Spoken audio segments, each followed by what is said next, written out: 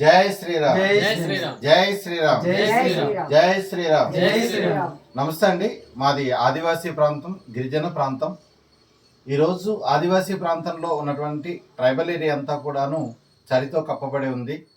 మరి ఎంత దారుణమైన పరిస్థితి అంటే 4 డిగ్రీలు ఉన్నటువంటి పరిస్థితి కూడా ఉన్నటువంటి ప్రాంతాలు ఉన్నాయి. ఇలాంటి ప్రాంతంలో చలికి అనేక మంది ఇబ్బంది పడుతున్నటువంటి పరిస్థితి ఉంది.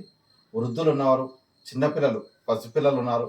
ఇలాంటి వాళ్ళ కోసం ఈ కనీసం మన వంతు సహాయంగా మానవతా దృక్పథంతో ఒక దుప్పటైనా కప్పి వాళ్ళకి చిన్న వెచ్చదనం కలగజేద్దామని చెప్పేసి మనం దాతలను అభ్యర్థించడం జరుగుతుంది.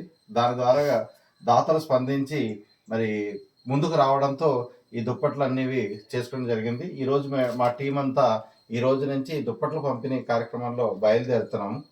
ఈ ఆదివాసీ ప్రాంతంలో మేము అందిస్తున్నటువంటి ఈ దుప్పట్లు పంపిణీ చేస్తున్నటువంటి కార్యక్రమానికి దాతలే వెన్నుదన్ను.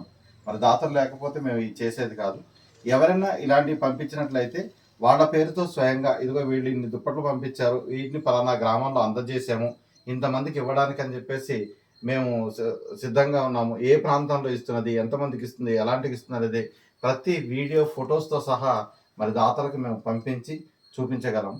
మేము కేవలం మీరు పంపించిన వస్తువులను అందజేస్తామే తప్ప మధ్యలో కనీసం ట్రావెల్కి సంబంధించిన విషయాలు కూడా మేము ఆశించడం అనేది ఉండదు మాకు. ఎందుకంటే మేము ఇక్కడ సహాయం చేయాలి, సేవ చేయాలని ఉంది కాబట్టి మా వంతు సేవగా మేము కూడా ముందుకు వస్తాము. దాతలు కేవలం మీరు కొని పంపించినా పర్వాలేదు, లేదా ఇక్కడ మేము కొనడానికి మాకు అప్పగించి చేసినా ఎంత అయింది ఏంటనేది క్లియర్గా మీకు తెలియజేస్తూ ప్రతి విషయాన్ని ఎవరికి అందజేస్తామని తెలియజేస్తూ ఇక్కడ ఉన్నటువంటి ఆదివాసీ ప్రాంతంలో వెనుకబడి పేదరికంతో ఉన్నటువంటి వృద్ధులకు, పసిపిల్లలకు, ఇప్పుడు పురటాలు అయినటువంటి వాళ్ళు వీళ్ళంతా కూడా చాలా ఇబ్బంది పడుతున్నటువంటి ఉంటుంది. అలాంటి వాళ్ళందరికీ అలాంటి అవకాశం ఈ దుప్పటి ఇచ్చి వాళ్ళకి చిన్న వెచ్చదనాన్ని కలుగజేసే అవకాశం కొరకు దాతలుగా మీ అందరూ ముందుకు రావాలని చెప్పేసి కోరుకుంటూ మీ దగ్గర సెలవు తీసుకుంటున్నాం. జై శ్రీరామ్.